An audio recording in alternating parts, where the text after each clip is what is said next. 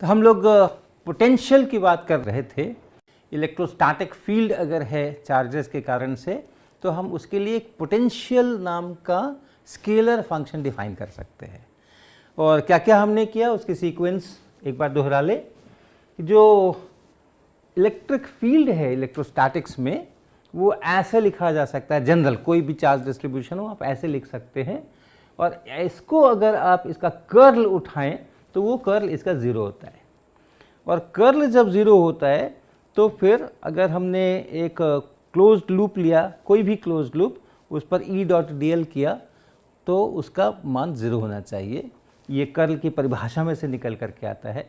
और ये ज़ीरो अगर हर क्लोज्ड लूप में है तो उसमें से फिर ये बात निकल करके आती है कि अगर एक पॉइंट A से और दूसरे पॉइंट B तक आप इस E डॉट dl को इंटीग्रेट करें, तो चाहे आप किसी भी रास्ते से A से B तक पहुँचें, ACB से जाएं, ADB से जाएं, किसी भी रास्ते से जाएं, वो एक ही जितना रहता है। और ऐसा अगर हो जाए जिसमें कि ये जो इंटीग्रेशन है, ये एक पॉइंट A है और एक पॉइंट B है, और ये इंटीग्रेशन पाथ से इंडिपेंडेंट हो किसी भी फील्ड के लिए, इलेक्ट्रिक फील्ड के लिए यही ज़रूरी नहीं है, किसी भी फील्ड के लिए इलेक्ट्रिक फील्ड में ये कर्ल ऑफ E ज़ीरो है। जिस भी फील्ड के लिए ये कर्ल ऑफ E ज़ीरो होगा, उस सभी प्रकार के फील्ड्स के लिए ये बातें लागू होंगी। ये इंडिपेंडेंट ऑफ पाथ होगा, सिर्फ A पर और सिर्फ B पे डिपेंड करेगा। ऐसी हालत में ज़रूर एक ऐसा स्केलर फंक्शन एग्जिस्ट करेगा ताकि इसका जो वैल्यू है वो scalar function at A, scalar function at B, उन्हीं के डिफरेंस के रूप में लिखा जा सकता है। फिर बीच का रास्ता जो भी हो आप इसको इंटीग्रेट करें और B पर जो कोऑर्डिनेट्स हैं उनके वैल्यू रखें, A पे जो कोऑर्डिनेट्स हैं उनके वैल्यू रखें, और वो हमेशा उतना ही आना है। तो वो ज़रूर एक फंक्शन है जिसका A पर कुछ वैल्यू है, B पर कुछ वैल्यू है, स्केलर फंक्शन, और उसके डिफरेंस के रूप में इसको लिख सकते हैं। और ये जो इक्वेशन है इसी को यहाँ पर दोबारा लिखा हुआ है, उसको हम लोग पोटेंशियल कहते हैं। इस पर्टिकुलर फील्ड के लिए ये करस्पॉन्डिंग पोटेंशियल है। तो इलेक्ट्रिक फील्ड की अगर हम बात करें तो इलेक्ट्रिक फील्ड के लिए भी हम इसका इस्तेमाल करके हर पॉइंट पर इस स्केलर फंक्शन पोटेंशियल का वैल्यू यहाँ से मालूम करने की कोशिश कर सकते हैं। डिफरेंसेस यहाँ से सीधा सीधा कैलकुलेट होंगे और फिर हर पॉइंट पे क्या पोटेंशियल है उसकी भी चर्चा हम लोग कर सकते हैं। तो अब यहाँ से आगे बढ़ते हैं। इक्वेशन है, defining equation, V at B minus V at A is minus integration E dot dl from A to B। तो कोई एक रास्ता हम चूज़ कर सकते हैं अपनी इच्छा से, क्योंकि वो रास्ते पर तो डिपेंड करता नहीं है, और उस रास्ते पर A पॉइंट से B पॉइंट तक अपने को जाना है और इस E डॉट dl को इंटीग्रेट करना है। तो आप कोऑर्डिनेट सिस्टम में अगर काम करें, कार्टेशियन कोऑर्डिनेट सिस्टम में, तो हम dl को कैसे लिखेंगे? ये जो dl है, ये dl हम कैसे लिखेंगे? जो भी पाथ हो उसमें हमारा जो dl होगा वो x y z उसका एक सिरा होगा और दूसरा सिरा होगा x plus dx, y plus dy और z प्लस dz। यानी हम एक बगल के पॉइंट पर गए हैं और कोऑर्डिनेट्स जो है उनमें इन्फिनिटिसिमल चेंजेस हमने लाए हैं। x को x प्लस dx किया, y को y प्लस dy किया, z को z प्लस dz किया, और ये जो बना इसको हम लोग लिखेंगे dl। तो ऐसी हालत में हमारा dl वेक्टर जो है उसको लिख सकते हैं हम dx i cap plus dy j cap plus dz k cap. इसको हमेशा ऐसे ही लिखना, चाहे आपका पाथ कैसा भी टेढ़ा मेढ़ा हो, एरो किधर भी हो, dl वेक्टर हमेशा ऐसे ही लिखना। वो ऐसा नहीं सोचना कि मेरे पाथ में इधर एरो लगा था कि उधर एरो लगा था। वो चीज़ें, ये dx dy dz खुद नेगेटिव पॉजिटिव हो सकते हैं, उसके अनुसार वो सब चीज़ें एडजस्ट हो जाएंगी। तो dl वेक्टर के लिए हम हमेशा ऐसा लिखेंगे। और E के लिए ये जो E वेक्टर है, इस E वेक्टर को हम लोग लिखेंगे ex i cap plus ey j cap plus ez k cap. और उसके बाद डॉट प्रोडक्ट जैसे लेते हैं वैसे डॉट प्रोडक्ट ले करके और जो एक्सप्रेशंस होगा उसको हम इंटीग्रेट करेंगे। लिमिट्स का ध्यान रखिएगा, अगर VB माइनस VA लिखा है यहाँ पे, यहाँ माइनस है, ये A जो है ये लोअर लिमिट पे होगा, ये B जो है सो अपर लिमिट पर होगा। तो ये हमारा प्रोसेस होगा। तो इसको प्रैक्टिस करने के लिए हम एक सिंपल एग्जांपल लेते हैं। मान लीजिए कि ये एक्स एक्सिस है और इस एक्स एक्सिस पे ओरिजिन पे एक चार्ज, पॉइंट चार्ज हमने Q बिठा के रखा हुआ है और दो पॉइंट्स लेते हैं। एक ये पॉइंट लेते हैं जहाँ की ये जो डिस्टेंस है, ये डिस्टेंस R1 है यहाँ से यहाँ तक का, और एक दूसरा पॉइंट, ये A पॉइंट कह देते हैं इसको, और इसको B पॉइंट कह देते हैं हम। और इसका जो डिस्टेंस है ये R2 डिस्टेंस है, ये ऐसा।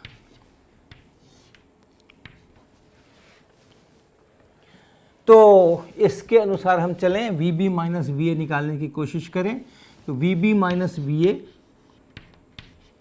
बराबर यहाँ का पोटेंशियल माइनस यहाँ का पोटेंशियल, ये बराबर हम लिखेंगे माइनस, और E के लिए हम लिखेंगे, जब हम इलेक्ट्रिक फील्ड किसी जगह पे लिख रहे हैं, यहाँ कहीं पर इलेक्ट्रिक फील्ड लिख रहे हैं, X कहेंगे हम इसको, ये X है और Y और Z हमारा 0 है, X एक्सिस पर ही हमने लिया है।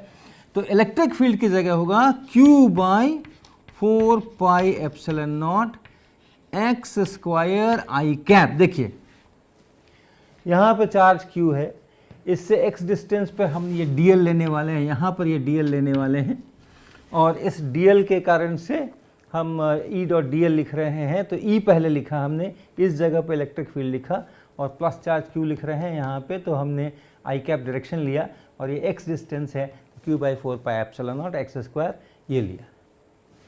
और इस E को हमें डॉट करना है dl से, यानी इस चीज़ से डॉट करना है, क्योंकि y और z में हम नहीं जा रहे हैं, खाली x में जा रहे हैं, तो dy और dz 0 होंगे, और ये dx i कैप ऐसा लिखेंगे, dx i कैप ऐसा लिखेंगे।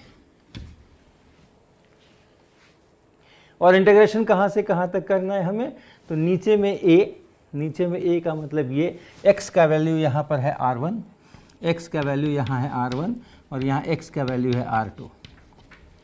तो ये इंटीग्रेशन बना। तो डॉट प्रोडक्ट करिए, डॉट प्रोडक्ट करेंगे तो आई कैप तो 1 हो जाएगा, और माइनस 1 बाई एक्स स्क्वायर का इंटीग्रेशन 1 बाई एक्स होता है, आप जानते हैं।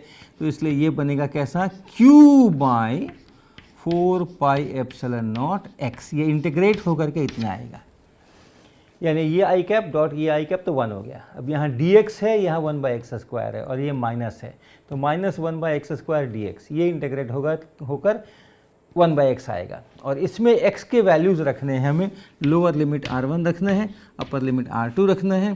तो ये क्या बना, ये बना Q by 4 pi epsilon naught R2 और minus Q by 4 pi epsilon naught R1। ये हुआ VB माइनस VA, यानी R2 डिस्टेंस पर जो पोटेंशियल है माइनस R1 डिस्टेंस पर जो पोटेंशियल है वो हुआ इतना माइनस इतना। अब प्रश्न ये है कि ये VB बराबर कितना, ये VB बराबर क्या है और ये VA बराबर क्या है। VB माइनस VA तो ये दिख रहा है, लेकिन VB और VA क्या है, और VB का मतलब क्या, VB का मतलब V एट डिस्टेंस R2 और इसका मतलब V एट डिस्टेंस R1। तो दोनों का डिफरेंस तो इतना है, अलग अलग दोनों के क्या वैल्यूज़ हैं। तो एक बड़ी नेचुरल सी चॉइस समझ में आती है कि VB बराबर इतना और VA बराबर इतना। तो हम लिख सकते हैं यहाँ पे V at R2 is equal to Q by 4 pi epsilon naught R2 और V at distance R1 from the charge Q by 4 pi epsilon naught R1। Unique choice नहीं है ये यूनिक चॉइस नहीं है, क्योंकि अगर हम कहें कि V at R2 is equal to this plus V naught, V at R1 is equal to this plus V naught, तो भी V at R2 minus V at R1 यही निकल करके आएगा। और इस V नॉट का वैल्यू कोई भी फिक्स्ड वैल्यू आप यहाँ पे रख सकते हैं। तो जो पोटेंशियल अगर हम डिफाइन करें V at R is what, charge distribution बहुत सिंपल सा है मेरा, एक single point charge Q origin पर रखा हुआ है, तो इसके कारण जो स्केलर पोटेंशियल V है वो कितना, तो इसको हम ऐसा बोल सकते हैं ना कि Q/4πε0R प्लस V0, और ये V0 कोई भी चीज़ हो सकती है, कोई भी आर्बिट्ररी चीज़ आप ले सकते हैं, अलग अलग लोग अलग अलग ले सकते हैं। तो हम लोग जो चॉइस जनरली लेते हैं, अगर हमारा चार्ज डिस्ट्रीब्यूशन फाइनाइट है तो हम लोगों का जो जनरली लेने का चॉइस होता है वो होता है कि इस V0 को हम 0 लेते हैं, चूज V0 टू बी 0। ये हम चूज कर रहे हैं, ये ध्यान रखिएगा, हमारा हक है ये, इसको छोड़ना नहीं है, हमारा चॉइस है कि हमने V0 को 0 लिया है, और ये चॉइस अगर हम इस्तेमाल करते हैं तब फिर हमारा ये बहुत सिंपल सा इक्वेशन बनता है कि V at R is equal to Q/4πε0R। और ये चॉइस लेने का एक और दूसरा भी उसका डिस्क्रिप्शन का तरीका है कि ये चॉइस अगर हमने लिया है तो मतलब R इक्वल टू इन्फिनिटी पे मैंने V को 0 बोला है, तो इस चार्ज से बहुत दूर का पॉइंट अगर हम ले रहे हैं, और बहुत दूर का क्या मतलब होता है वो अपनी परिस्थितियों पर निर्भर करता है, किसकी तुलना में बहुत दूर, तो जिन जगहों पर हमें काम करना है उनके जो डिस्टेंसेस हैं उनकी अपेक्षा बहुत दूर अगर हैं, तो या हमारे नापने के यंत्र इलेक्ट्रिक फील्ड को हम कितना नाप सकते हैं, कितने डिफरेंसेस को हम नाप सकते हैं, जो भी चीज़ें हैं उसकी तुलना में हम बताते हैं कि हाँ बहुत दूर, जिसको हम इन्फिनिटी बोलते हैं, जिसके बाद हम चीज़ों को नेग्लेक्ट करते हैं। तब वैसी हालत में हम लोग इस चॉइस का मतलब ये भी हो गया कि हम लोगों ने चूज़ किया है पोटेंशियल एट इन्फिनिटी यानी at large distance from the charge is equal to 0, ये हमने चूज़ किया है।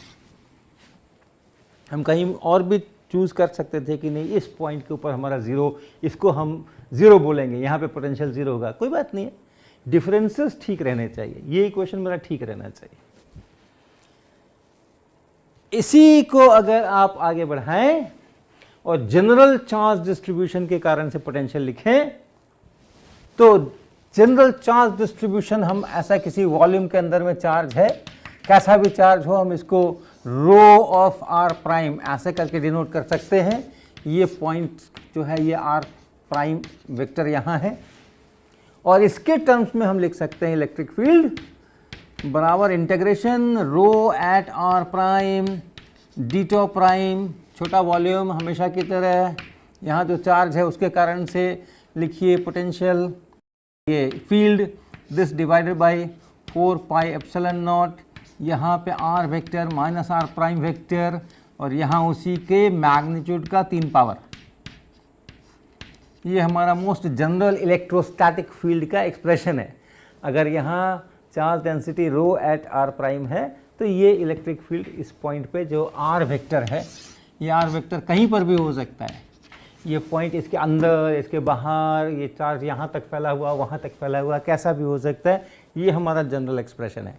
और इसके करस्पॉन्डिंग जो V है वो V बन जाता है हमारा रो एट R प्राइम वेक्टर, यानी वही सेम डीटो प्राइम, वही चार्ज डीटो प्राइम, ये चार्ज हो गया डिवाइडेड बाय 4πε0, और फिर इसका जो मैग्नीट्यूड है R माइनस R प्राइम, ये इंटीग्रेशन, ये जो इंटीग्रेशन है, और इंटीग्रेशन कहाँ करना है, जहाँ जहाँ तक ये चार्ज डेंसिटी है वहाँ वहाँ तक ये इंटीग्रेशन करना है, उस पूरे वॉल्यूम पे इंटीग्रेट करना है जिस वॉल्यूम में वो चार्ज है, ये इसका पोटेंशियल बन करके आता है। अब ये जो इक्वेशन है अपना, जिसमें हमने कहा कि VB minus VA is equal to minus A to B E dot DL, तो केवल एक छोटे ही डिस्टेंस पर बदल करके और इस को देखें हम, ये XYZ एक पॉइंट है, और फिर एक पॉइंट है, मैं बहुत दूर बना रहा हूँ लेकिन ये बहुत नज़दीक है, x plus dx, y plus dy, z plus dz, ये दूसरा पॉइंट है, ये हमारा dl वेक्टर है। और यहाँ पे पोटेंशियल V है और यहाँ पे पोटेंशियल V प्लस dV हो गया। तो इस इक्वेशन के अनुसार dV क्या बना? dV बना ये माइनस E डॉट dl, तो माइनस E डॉट dl अर्थात minus EX I cap EY J cap EZ K cap और डॉट करेंगे किसके साथ में? dx I cap plus dy j cap plus dz k cap और ये बना minus EX dx minus EY dy और माइनस EZ dz ऐसा। तो यहां से अब आप लिखिए, अगर y और z को चेंज न करें, सिर्फ x को चेंज करें, तो ये 0 और ये 0। y z को कांस्टेंट रखते हुए सिर्फ x को चेंज करें और देखें कि v में कितना परिवर्तन हुआ। तो ये जो dv है इसको हमने 0 किया, इसको 0 किया, तो यहाँ से देखिए ये बराबर बन गया ये इतना, और इसलिए आप लिख सकते हैं कि Ex is equal to minus del V by del x. ये डेल का सिंबल इसलिए इस्तेमाल किया कि याद दिलाने के लिए कि y और z हमने बदले नहीं हैं, कांस्टेंट रखे हैं। y और z को कांस्टेंट मानते हुए केवल x को बदलने से कितना v में परिवर्तन हुआ है वो डेल्टा v है, उसको हमने उस डेल्टा x से dx से भाग लगाया है और ये बनाया है।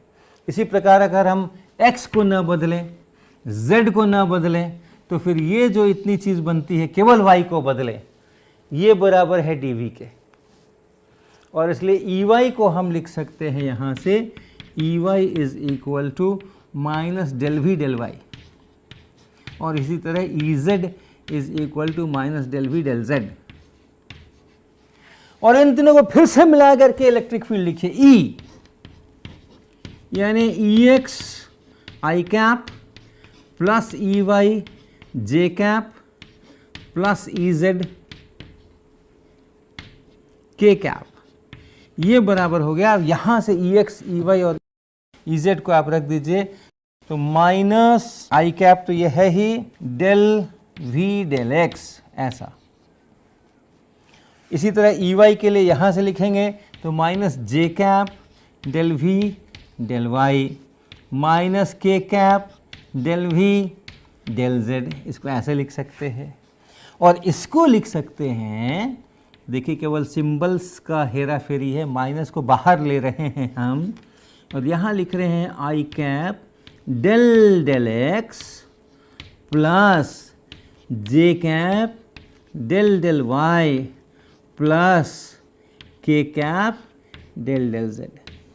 और यहाँ पे हम V रख रहे हैं ब्रैकेट के बाहर, अर्थात जब ब्रैकेट खुलेगा तो ये V यहाँ भी आएगा, ये V यहाँ भी आएगा और ये V यहाँ भी आएगा, तो यही चीज़ बन जाएगी। और ये जो चीज़ होती है इसके लिए भी एक अलग नाम है, इसको बोला जाता है ग्रेडियंट ऑपरेटर। और ये ग्रेडियंट ऑपरेटर जो है इसको सिंपल ऐसा उल्टा डेल्टा ऐसा लिख करके हम लोग डिनोट करते हैं।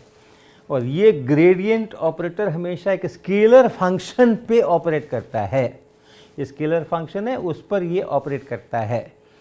और इसका अर्थ इतना ही हो गया, इसका मतलब हो गया I cap del del X plus J cap del del Y और plus K cap del del Z. ये कार्टेशियन कोऑर्डिनेट्स का सहारा लेकर के हमने ये लिखा है।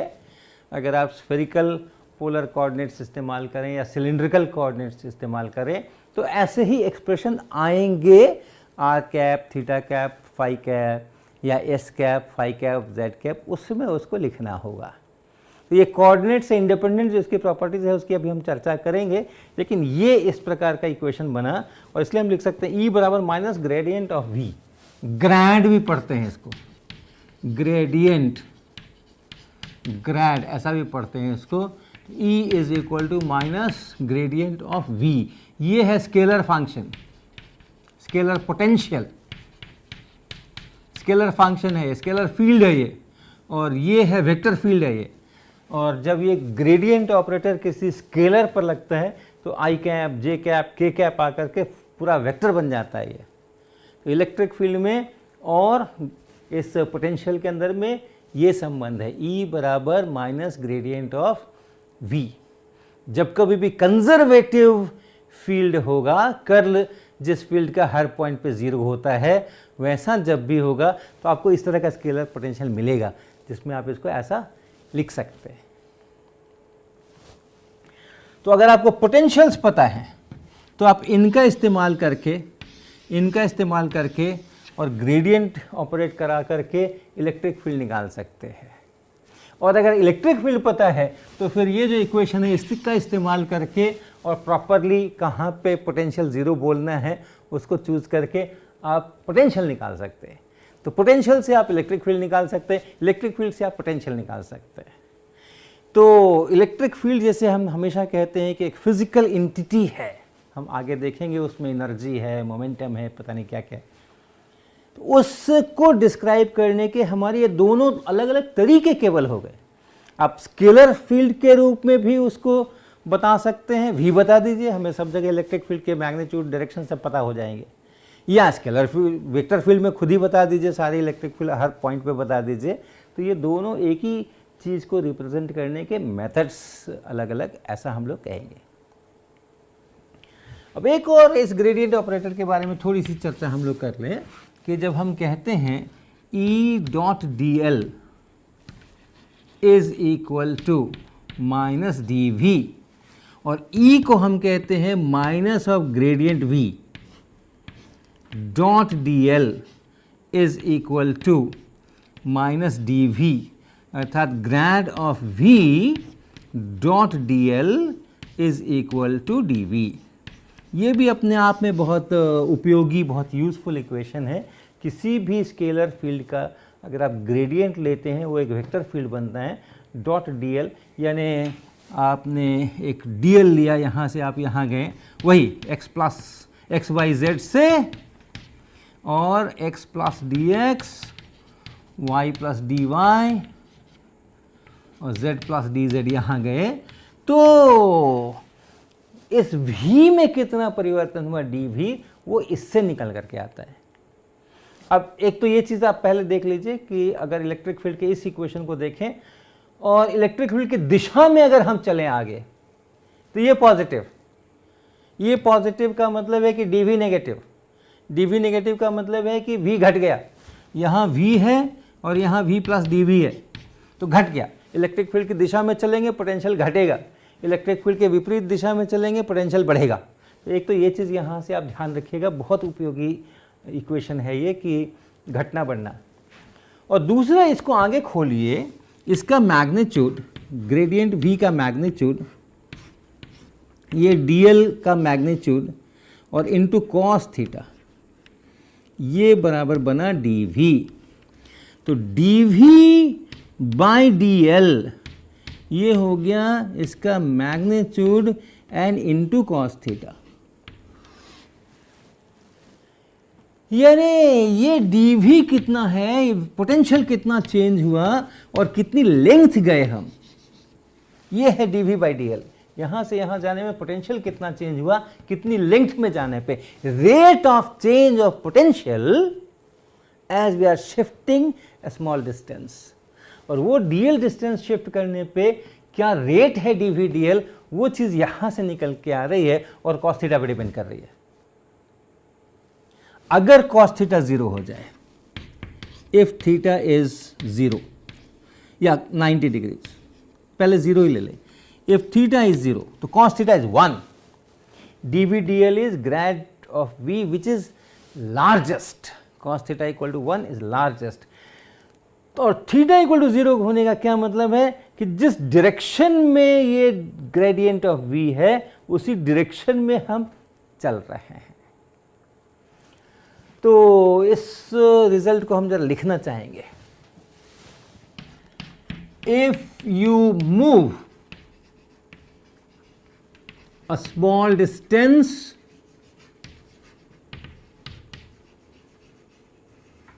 In the direction of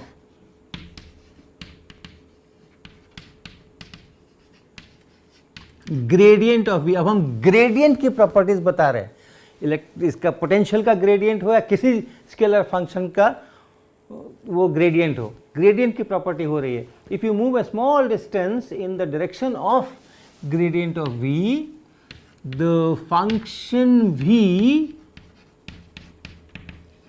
increases, ये डिक्रीजेस भी हो सकता है, तो वो फिर माइनस अपना उसके अंदर में आएगा।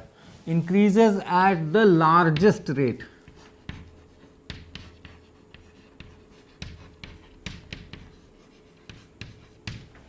लार्जेस्ट किन के बीच लार्जेस्ट, अलग अलग डायरेक्शंस में डीएल चलिए, इधर डीएल चले, देखा कि भाई कितना हो गया, डीवी बाई डीएल कितना हो गया, फिर इधर को उतना ही डीएल चले, फिर देखे डीवी डीएल कितना हो गया।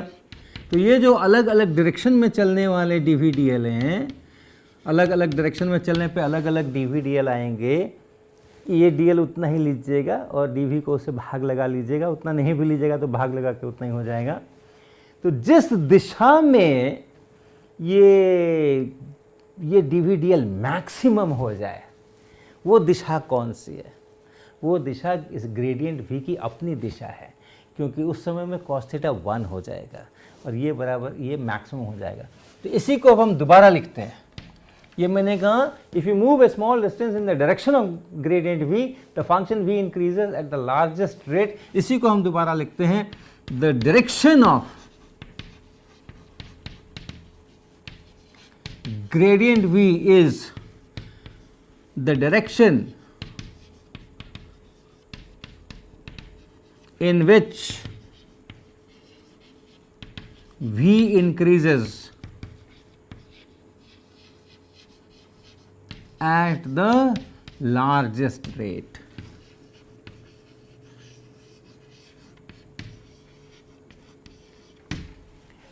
तो आप इस तरह से अगर करके ढूंढिए कि कहाँ पर ये मैक्सिमम है, वही ग्रेडियंट v का डायरेक्शन होगा। और अगर आपने कोई भी डीएल ले लिया है और ग्रेडियंट v कहीं और है, ग्रेडियंट v कहीं और है और ये थीटा है, तो इस डायरेक्शन में अगर डीएल चलते हैं और यहाँ पूछते हैं कि what is DV DL, that DV DL is इसका मैग्नीट्यूड इंटू कॉस थीटा, इसका मैग्नीट्यूड इंटू कॉस थीटा। क्या है ये इस ग्रेडियंट v का इस डायरेक्शन में कंपोनेंट है, दिस इंटू कॉस थीटा। तो किसी भी डायरेक्शन में आप थोड़ा मूव करो और v कितना चेंज हुआ उसको देखो और उसके बाद उसका रेट देख लो डीवी डीएल कितना है, वो आपको ग्रेडियंट ऑफ v का उस डायरेक्शन में कंपोनेंट बताएगा। ये एक दूसरी इंपॉर्टेंट रिजल्ट इसको आप कह सकते हैं। If you move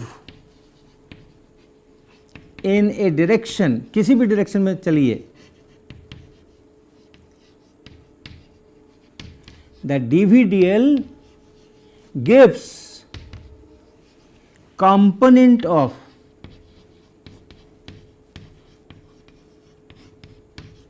grade v in that direction.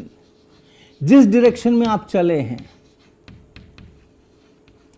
जिस डायरेक्शन में आप चले हैं उस डायरेक्शन में ग्रेड v का जो कंपोनेंट है वो उस डायरेक्शन में चलने पे कितना v में चेंज हुआ है उस डीवी डीएल से आपको मिलने वाला है। तो ये सब ग्रेडियंट की प्रॉपर्टीज़ हैं, इनको ध्यान में रखेंगे, इसका भी हम लोग उपयोग करने वाले हैं। हमने डाइवर्जेंस की चर्चा की थी, हमने कर्ल की चर्चा की थी और आज हमने इस ग्रेडियंट की चर्चा की है। ये तीन मुख्य वेक्टर कैलकुलस के अंदर में हमारे ऑपरेटर्स होते हैं जिसका हम लोग समय समय पे उपयोग करते रहेंगे।